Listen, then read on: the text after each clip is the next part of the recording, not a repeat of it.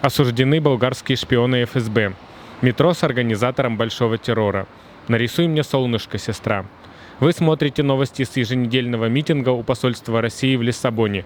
Сегодня 17 мая, 14:30. 12 мая издание The Insider сообщило, что 6 болгарских шпионов, нанятых ФСБ для похищения журналистов-расследователей Христа Грозева и Романа Доброхотова, получили от 5 до 10 лет лишения свободы. Некоторые из них утверждали, что не знали, что действуют в интересах России. Рассказ о том, как с публикацией расследования об отравлении Навального в 2020 году началась слежка. И в 2023 году планировалось похищение, а возможно и убийство Грозева и Доброхотова. The Insider опубликовала в марте. 16 мая издание «Новая газета» сообщило со слов адвоката, что у бывшего московского муниципального депутата Алексея Горинова, отбывающего срок за свою антивоенную позицию, обнаружен туберкулез. У него уже отсутствует часть легкого, но, зная об этом, его содержали в холодной камере. К Горинову относятся хорошо, но лечить нечем. Ему передали лекарства, выписали особую диету, сообщила адвокат. 15 мая вещательная компания Deutsche Welle рассказала, что в переходе между станциями Таганская, Кольцевой и Таганско-Краснопресненской линиями московского метро открыли копию горельефа со Сталиным. Оригинал убрали при строительстве перехода на фоне политики десталинизации.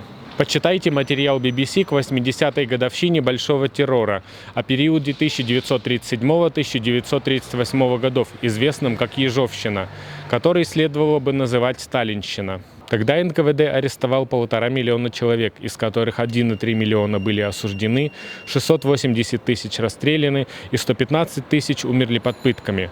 На свободу выпустили около 150 тысяч человек, чтобы пропаганда рассказывала, что зря не сажают. После Большого террора в СССР было принято свирепое антирабочее законодательство. За 7 предвоенных лет в местах лишения свободы побывали около 6 миллионов человек, из которых 57% составляли осужденные за опоздание, испорченную деталь, невыполнение обязательной нормы трудодней и другие подобные преступления в кавычках. 17 мая российский дрон атаковал рейсовый автобус в районе Белополья Сумской области.